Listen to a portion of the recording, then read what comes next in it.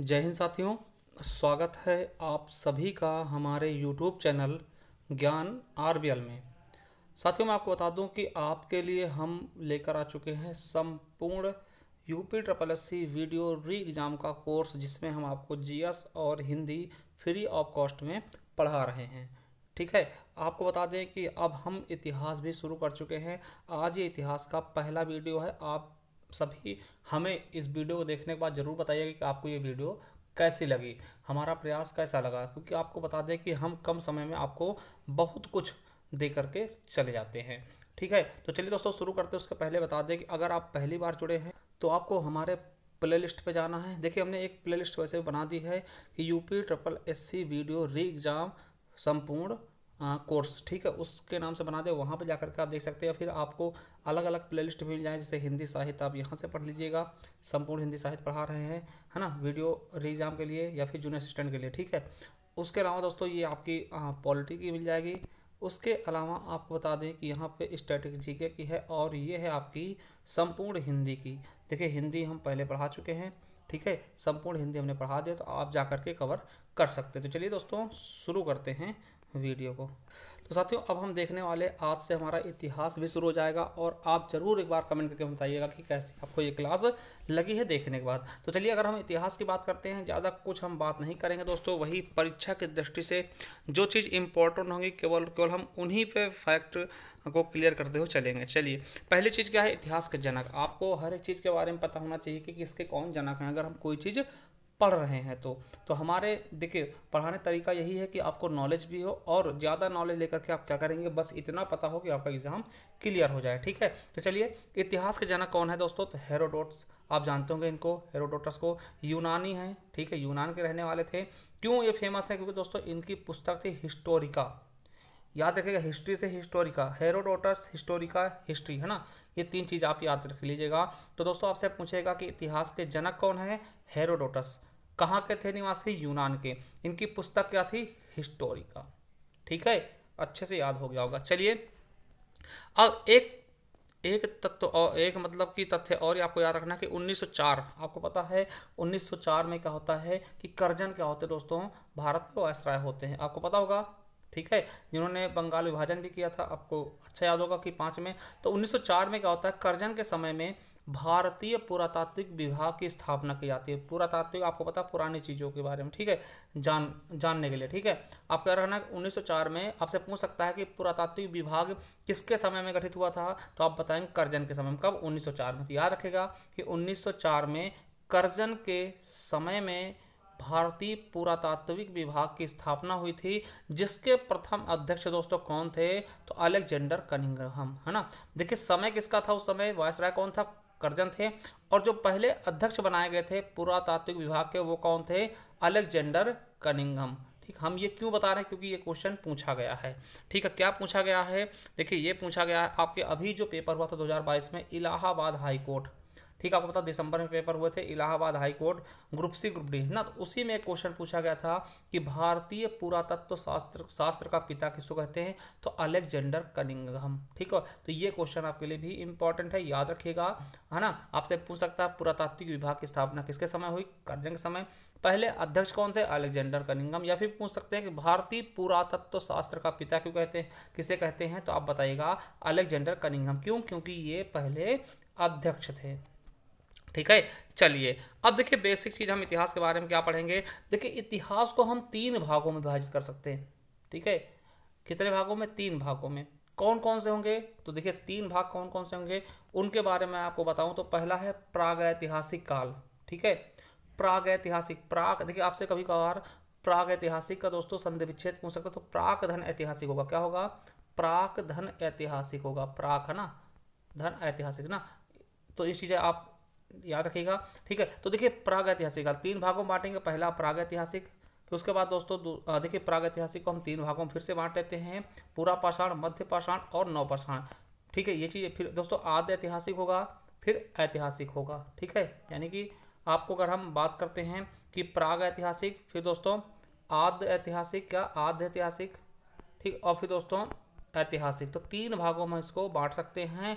तो चलिए, पहला भाग है दोस्तों प्रागैतिहासिक काल। अब देखिए आप कहेंगे सर प्रागैतिहासिक काल क्या है, तो आपको बता दें इसमें दोस्तों प्रागैतिहासिक काल के कुछ साक्ष्य मिलते हैं, है ना, साक्ष्य मिलेंगे मगर कोई लिखित प्रमाण नहीं है। देखिए प्रागैतिहासिक काल के साक्ष्य तो मिलते हैं, जैसे कि मानव का शुरुआत कैसे हुई, उन्होंने पत्थर के औजार मिल जाते दोस्तों, मगर देखिए साक्ष्य तो मिले मगर दोस्तों प्रमाणित कोई लिखित प्रमाण नहीं, क्योंकि उस समय आपको पता है मनुष्य बंदरों की भांति रहता था दोस्तों, उनके पास लिखने पढ़ने के लिए कुछ होता नहीं था, वो केवल शिकार करते थे, उन्हीं से खाते थे, है ना, ऐसे जीवन व्यतीत करते थे प्रागैतिहासिक काल में, इसलिए कोई लिखित प्रमाण नहीं मिलेगा। ये समझने वाली चीज़ है, इसको आपको रटने की आवश्यकता नहीं। हाँ साक्ष्य मिले कि भैया आपको पता है ना, कहीं आपको पता है कुल्हाड़ी मिल जाती है पत्थरों वाली, है ना, ऐसी चीज़ें, तो साक्ष्य मिले, लिखित प्रमाण नहीं मिले, ठीक है।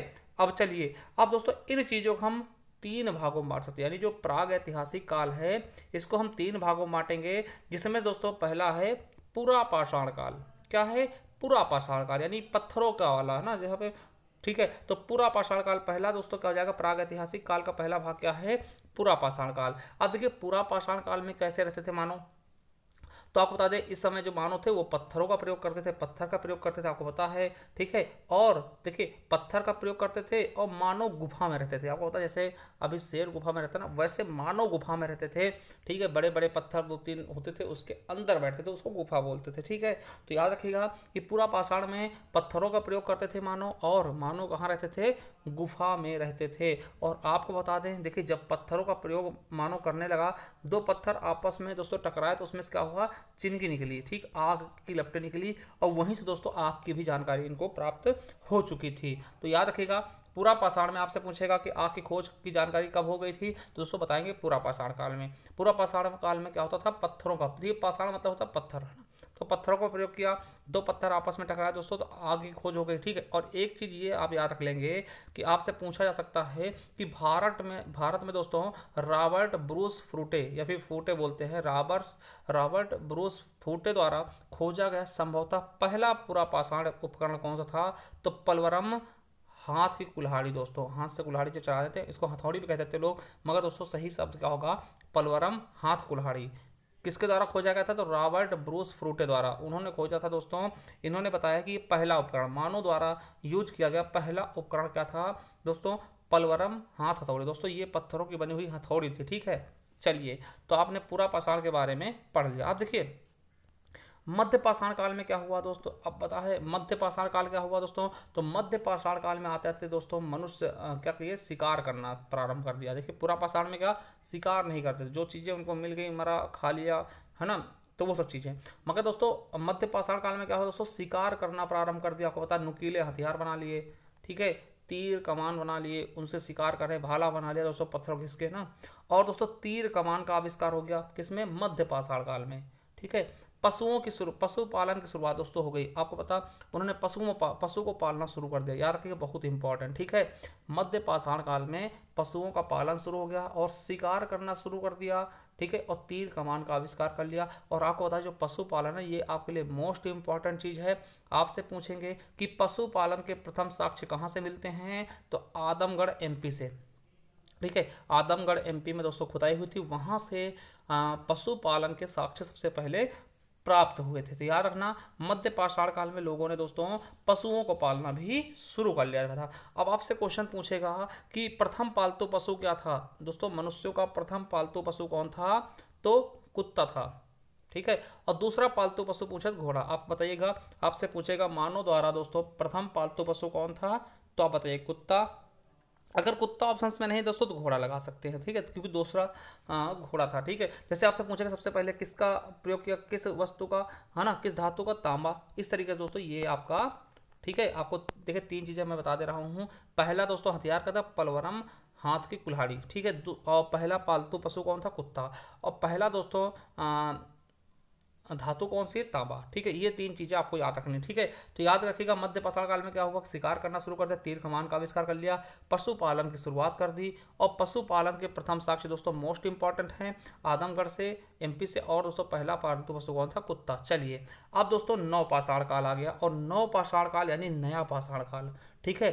ठीक है। नवपाषाण काल में क्या हुआ दोस्तों, देखिए अभी तक क्या कर रहे थे वो, पशुपालन शुरू कर दिया, मगर दोस्तों वो अभी शिकार करके खाते थे। अब दोस्तों उन्होंने कृषि करना प्रारंभ कर दिया, ठीक है। नवपाषाण में, नए पाषाण काल में आते थे उन्होंने क्या कर दिया, खेती करना शुरू कर दिया और पशुओं को पालना शुरू कर दिया, ठीक है। हालांकि पशुपालन दोस्तों पहले से शुरू हो गया था, ठीक है, मगर दोस्तों यहाँ विधिवत तरीके से पशुओं को पालना शुरू कर दिया। उनके दोस्तों यूज को समझ गया कि भैया दूध देता है, मांस खाते हैं ना, इस तरीके से।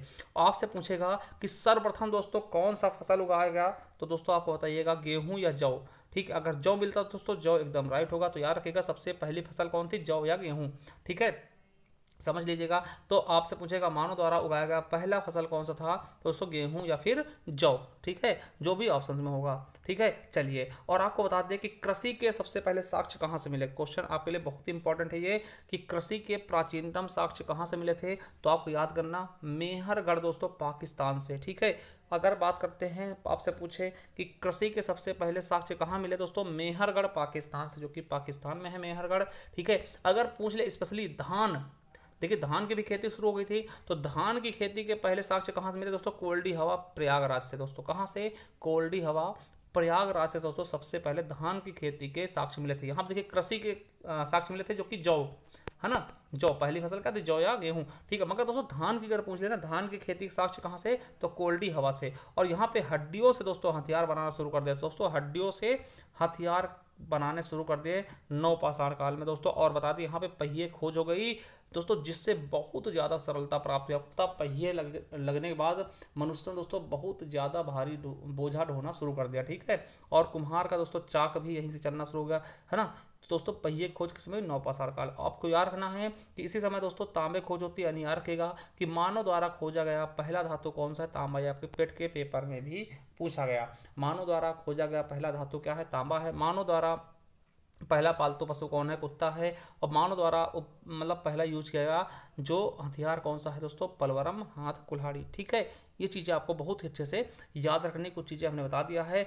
अब देखिए हमारा दोस्तों अब आद्य ऐतिहासिक काल हो गया ना, देखिए पहले प्राग ऐतिहासिक हो गया था, अब आद्य ऐतिहासिक काल में क्या है दोस्तों, इसमें देखिए, उसमें देखिए प्राग ऐतिहासिक काल में क्या था, साक्ष्य मिलते हैं दोस्तों, मगर लिखित प्रमाण नहीं होते हैं।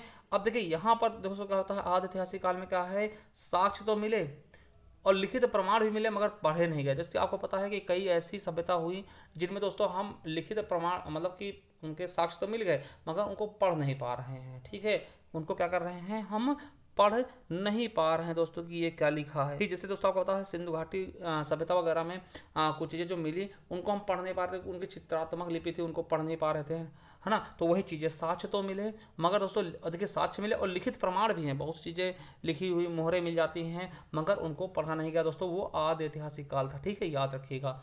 अब दोस्तों जो आपका तीसरा काल है ऐतिहासिक काल। ऐतिहासिक काल में दोस्तों साक्ष्य भी मिले और पढ़े भी गए, है ना। जो नवीनतम है दोस्तों कि इनके साक्ष्य भी प्राप्त हुए हमको और उनकी चीज़ें हमने पढ़ी भी हैं, जो चीज़ें उन्होंने लिखी थी, है ना, चाहे मोहरें मिली हों, कोई पत्र मिले हों, या फिर दोस्तों कोई शिलालेख मिले हो, ऐसी चीज़ें जो कहीं लिखी गई उनको हमने पढ़ भी लिया, उसको हम ऐतिहासिक काल के अंतर्गत रखते हैं। तो एक बार दोबारा आपका रिविजन करवा दें। देखिए कि इतिहास को हम तीन भागों में बांटते हैं, प्राग ऐतिहासिक काल, आद्य ऐतिहासिक काल और ऐतिहासिक काल ना। तो प्राग ऐतिहासिक काल को फिर से तीन भागों में बांट देंगे हम दोस्तों। पूरा पाषाण, इसमें दोस्तों पत्थर का प्रयोग शुरू हो गया था, ठीक है, और पहला यंत्र खोजा गया था। और दूसरा मध्य पाषाण काल, जिसमें कुत्ता पहला पशु है दोस्तों। और तीसरा नवपाषाण काल, जिसमें हमने गेहूं और जौ का फसल उगा लिया था, ठीक है। और इसी में दोस्तों पहला धातु खोजा गया जिसका नाम तांबा था, ठीक है। तो ये आप देख चुके हैं। और आद्य ऐतिहासिक काल दोस्तों साक्ष्य मिले, परंतु दोस्तों लिखित प्रमाण नहीं था, ठीक, सॉरी, लिखित प्रमाण भी मिले मगर पढ़े नहीं जा सके ना। और ऐतिहासिक काल में सब कुछ दोस्तों है और पढ़ भी लिया गया, ठीक है।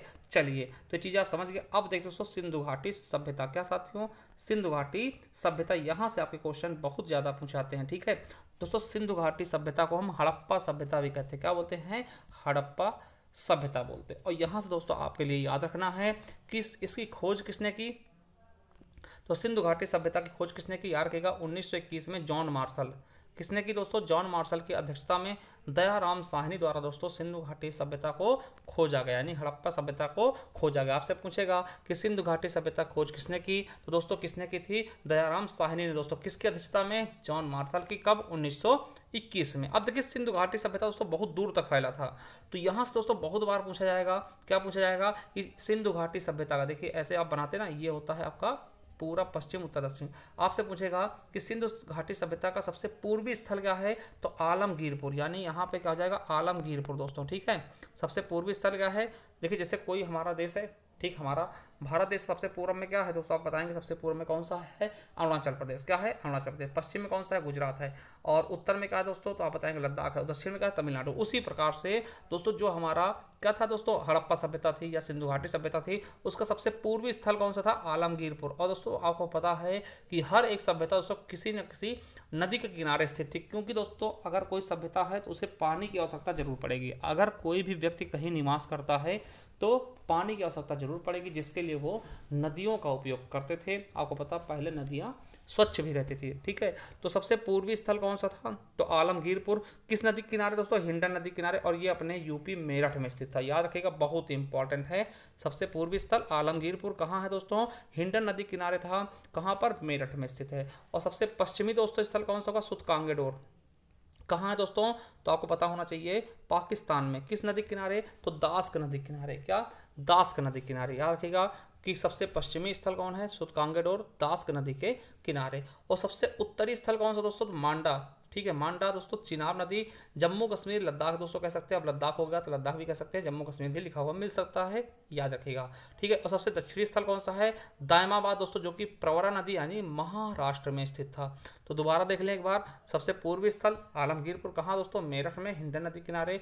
सबसे पश्चिमी दोस्तों सुतकांगेडोर, दास्क नदी किनारे, पाकिस्तान में। सबसे उत्तरी दोस्तों मांडा था, चिनाब नदी, और दोस्तों जम्मू कश्मीर, लद्दाख, ठीक है। और सबसे दक्षिणी स्थल दोस्तों दायमाबाद, प्रवरा नदी किनारे, कहाँ, महाराष्ट्र में, ठीक है। अगर दोस्तों इसके हम काल निर्धारण की बात करते हैं तो जो जॉन मार्शल ने दोस्तों इसको खोजा था, उनके अनुसार कहते हैं कि जो हड़प्पा सभ्यता है या फिर सिंधु घाटी सभ्यता है, उसका काल ये बताते हैं, उसका समय बताते हैं कब से कब तक रहा होगा, तो 3250 ईसा पूर्व से लेकर 2750 ईसा पूर्व। देखिए बहुत से लोगों ने बहुत से समय दिए, मगर हमें दो ही समय याद रखने जो कि ज़्यादा पूछा था, ठीक है। तो इनके अनुसार क्या है, जॉन मार्शल के अनुसार उन्होंने बताया कि 3250 ईसा पूर्व से लेकर के 2750 ईसा पूर्व तक ये निवास किए होंगे। देखिए कार्बन डेटिंग के अनुसार दोस्तों आपको पता C14 बोलते हैं, ये दोस्तों नवीन विश्लेषण पद्धति के अनुसार दोस्तों सिंधु सभ्यता की तिथि क्या है, 2350 ईसा पूर्व से 1750 ईसा पूर्व माना गया, जो कि सबसे अधिक मान्य है, ठीक है।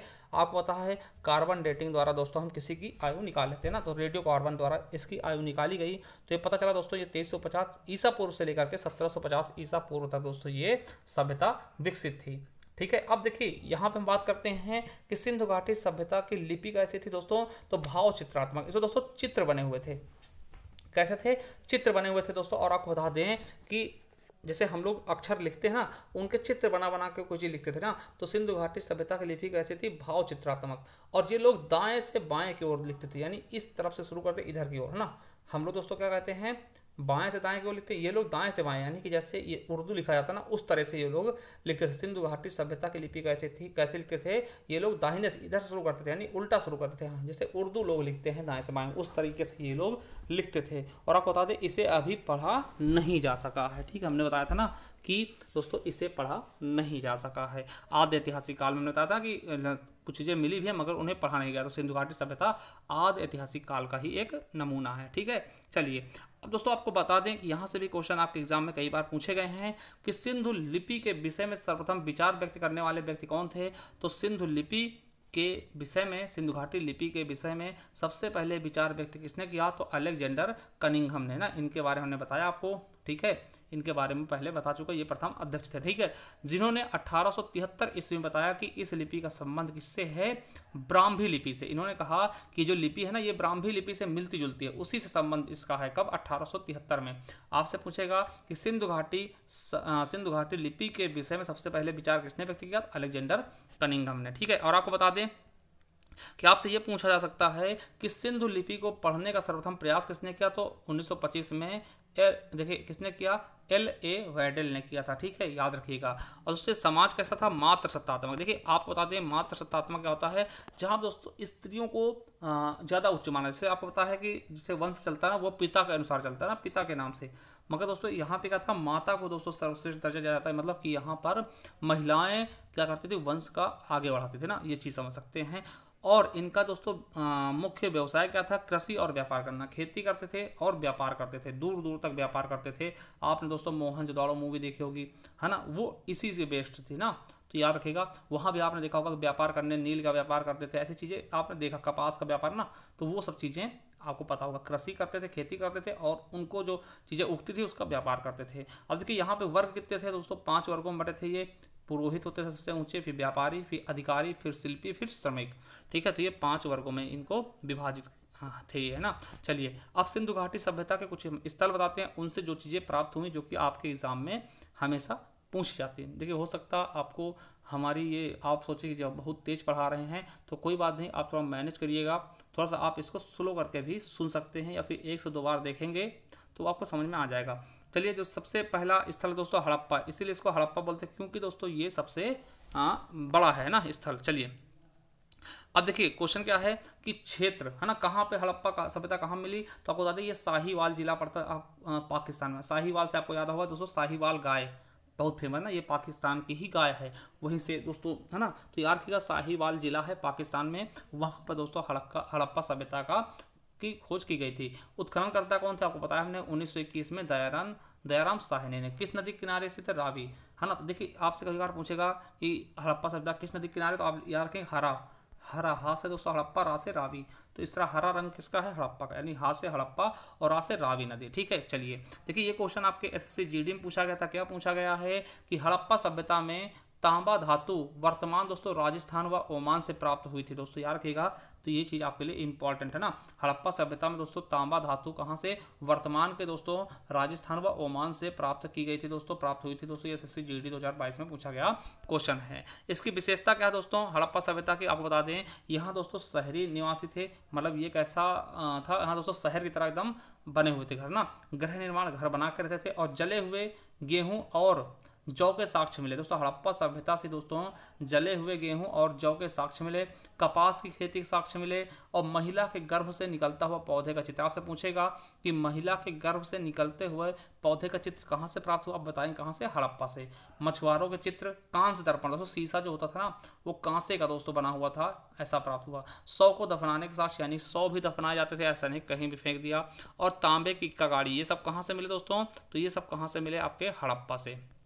चलिए दूसरा है दोस्तों मोहनजोदाड़ो। ठीक है, मोहनजोदाड़ो आपकी मूवी आई थी, आपको पता होगा, ऋतिक रोशन की। ठीक है, वो इसी पे बेस्ड है ना, आपको चलिए बताते हैं। देखिए मोहनजोदाड़ो कहाँ है दोस्तों? तो ये भी पाकिस्तान में है, क्षेत्र लड़काना जिला दोस्तों पाकिस्तान में पड़ता है। इसका उत्थान दोस्तों 1 साल बाद, यानी हड़प्पा के एक साल बाद दोस्तों 1922 में राखाल दास बनर्जी जी ने किया।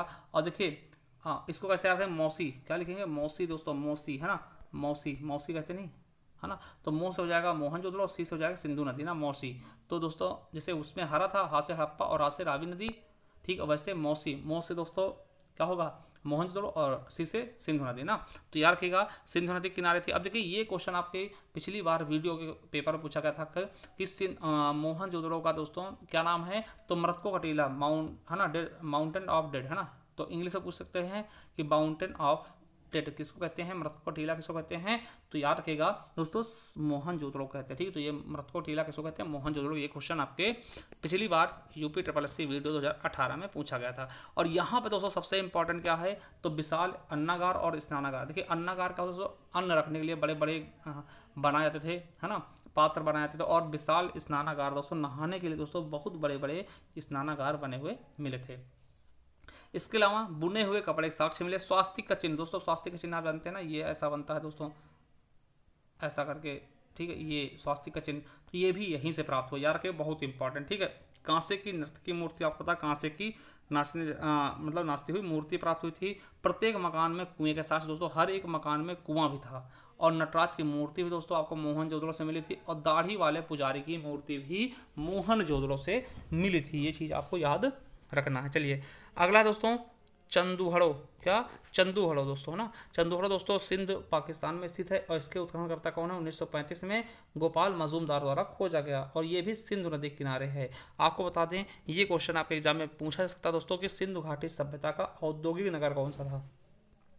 क्या बताएंगे, क्या पूछेगा आपसे कि सिंधु घाटी सभ्यता का औद्योगिक नगर कौन सा था, तो आप बताएंगे चनहूदड़ो। ठीक है, याद रखिएगा, सिंधु घाटी सभ्यता का औद्योगिक नगर कौन है, तो चनहूदड़ो। ठीक है, याद रखिएगा, बहुत इंपॉर्टेंट। आपको बता दें क्यों कहते हैं, क्योंकि यहाँ पे दोस्तों मनका बनाने के, मनका क्या होता है दोस्तों, मूंगे जिससे माला बनता है ना, तो मनका बनाने का कारखाना प्राप्त हुआ। और आपको बता दें कि लिपस्टिक, देखिए लिपस्टिक, देखिए औरतें यहीं से दोस्तों, जो ब्यूटी पार्लर वाला काम है ना, यहीं शुरू हो चुका था। ठीक है भैया, लिपस्टिक मिली थी, काजल मिला था, कंघा वो भी हाथी के दांत का। देखिए औरतों के लिए दोस्तों हाथी के दांत के कंघे बनाए गए थे ना, तो याद रखिएगा कि औरतों की सारी चीज़ें दोस्तों चनहूदड़ो में मिल गई थी लगभग। देखिए मनका दोस्तों माला बनाने के लिए है ना, लिपस्टिक, ठीक है, लिपस्टिक और काजल, ठीक, कंघा, ये सभी चीज़ें दोस्तों चनहूदड़ो में मिली। ठीक है, और यहाँ पे सबसे इंपॉर्टेंट चीज़ क्या है कि बिल्ली का पीछा करते हुए कुत्ते के पदचिन्ह भी मिले थे ना, कि बिल्ली के पीछा करते हुए कुत्ते के पदचिन्ह यानी कुत्तों के चिन्ह भी प्राप्त हुए थे। ठीक है, चलिए औद्योगिक नगर कौन सा होगा, चनहूदड़ो। आपसे पूछेगा सिंधु घाटी सभ्यता का औद्योगिक नगर कौन सा था, चनहूदड़ो। चलिए लोथल आपका बहुत ज़्यादा इंपॉर्टेंट दोस्तों, क्योंकि ये बंदरगाह था उस समय का। ठीक है, बहुत ज़्यादा इंपॉर्टेंट है। आपसे पूछेगा कि सिंधु घाटी सभ्यता का बंदरगाह कौन सा था, आप बताइएगा लोथल। लोथल किसके लिए फेमस है, ये दोस्तों बंदरगाह था। ठीक है, चलिए अब देखिए ये क्षेत्र कहाँ पड़ता है, अहमदाबाद के गुजरात में। देखिए किसी न किसी समुद्र के किनारे ही होगा ना, तो अहमदाबाद गुजरात है ना। और इसके उत्खननकर्ता यानी खोजकर्ता कौन है, तो 1935 में रंगनाथ राव द्वारा। किस नदी किनारे, लोथल भुगवा। लोथल किसके दोस्तों, भुगवा नदी किनारे। ठीक है, और ये दोस्तों मानव निर्मित बंदरगाह था यार, की कहा ये बंदरगाह था। आपसे पूछेगा कि प्रसिद्ध बंदरगाह कौन था, लोथल है ना, हड़प्पा, मोहनजोदड़ो और चनहूदड़ो, तो आप बताइएगा क्या, लोथल। ये क्वेश्चन कई बार पूछा गया, इंपॉर्टेंट है। बंदरगाह कौन सा था, तो मानव निर्मित बंदरगाह कौन सा था उस समय, तो लोथल था। ठीक है, और दोस्तों सिंधु घाटी सभ्यता का व्यापारिक नगर भी था। क्यों, क्योंकि यार रखिएगा बाजरा, चावल, आटा पीसने की चक्की भी यहाँ से प्राप्त हुई थी, और हाथी के दांत, घोड़े की हड्डियों के भी साक्ष्य मिले, और 3 युग्मित समाधियां, देखिए 3 समाधियां मिलती। जैसे अभी आपको पता है कि क्या होता है, दादा मरते हैं दोस्तों, दादा को दफनाया गया, फिर उसके बगल में थोड़ी जगह छोड़ते हैं दोस्तों, तो कभी दादी मरते हैं उनको भी दफना देते थे। तो यहाँ पे 3 युग्मित मतलब 3 समाधियां एक साथ मिलती थी। ठीक है, 3 युग्मित ऐसे करके ना।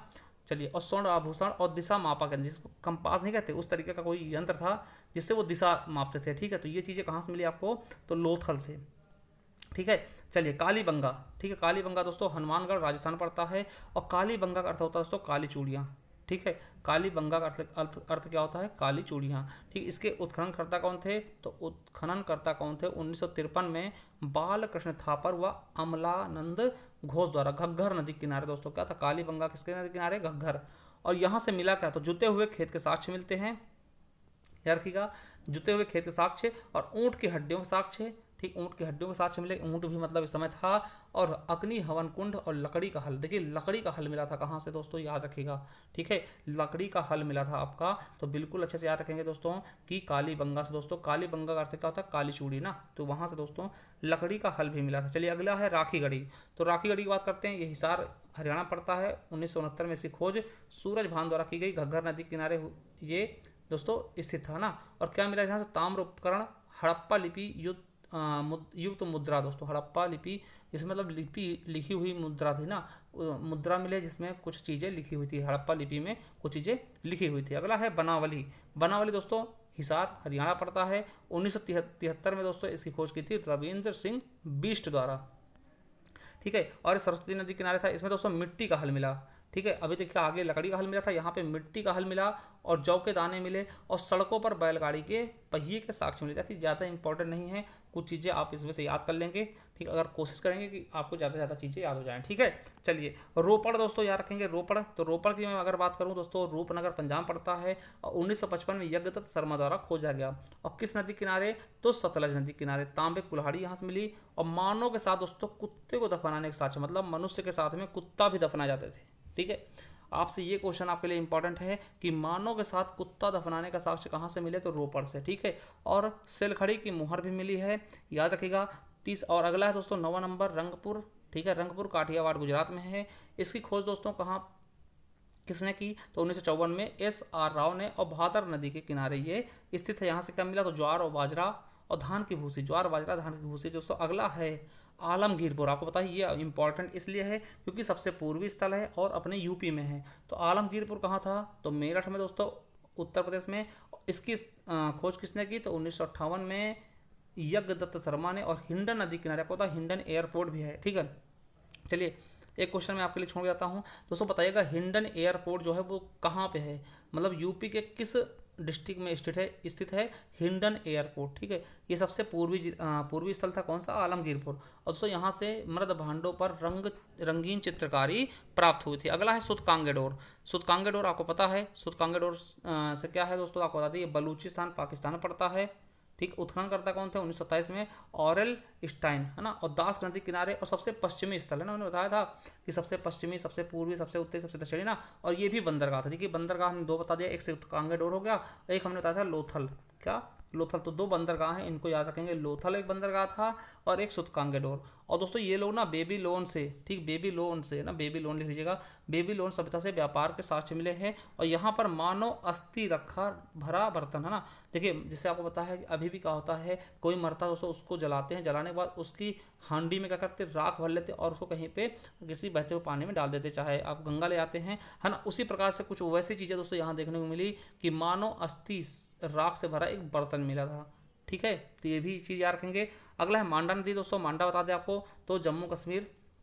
ठीक है, उत्खनन करता 1982 में जगपति ने। और दोस्तों चिनाब नदी किनारे और सबसे उत्तरी स्थल है, यहाँ से दोस्तों ब्लेड मिली और मोहरों के साक्ष्य मिलते हैं। ठीक है, तो ये चीज़ आपको पता होगा। ठीक है, तो ये दोस्तों आज का ये टॉपिक हमारा समाप्त हो चुका है। आपको बता दें कि अगर वीडियो पसंद आए तो चैनल सब्सक्राइब कर लीजिएगा और एक कमेंट बॉक्स में एक कमेंट करके जरूर जाइएगा कि कैसी लगी आपको वीडियो। और आपको बता दें आप हमारा टेलीग्राम चैनल ज्वाइन कर लीजिए जिसका नाम है ज्ञान RBL ऑफिशियल। दोस्तों उस पर ये आपको PDF भी आपको ये प्रोवाइड मैं करा दूंगा। ठीक है, और एक बार जाइए हमारे प्ले लिस्ट पर दोस्तों, आपको हर एक वीडियो दोस्तों आपको लगी हुई मिल जाएगी। यूपी आपको बता दें कि जो आपका वीडियो है उसकी फुल तैयारी हम करवा रहे हैं। इसके अलावा दोस्तों आगामी जूनियर असिस्टेंट के पेपर की, जूनियर असिस्टेंट के लिए जुड़ सकते हैं हमसे, और दोस्तों यूपी पुलिस के लिए, ठीक, इन सभी चीज़ों के लिए आप हमसे बहुत ही बेहतरीन तरीके से दोस्तों जुड़ सकते हैं। आपके लिए आपको आपकी पूरी मदद की जाएगी जितनी हमसे संभव होगी। चलिए थैंक यू, धन्यवाद। मिलते हैं किसी नेक्स्ट वीडियो में। हाँ, एक बार जरूर हमें कमेंट बॉक्स में कमेंट करके बताइएगा आपको आज की क्लास कैसी लगी। थैंक यू, धन्यवाद।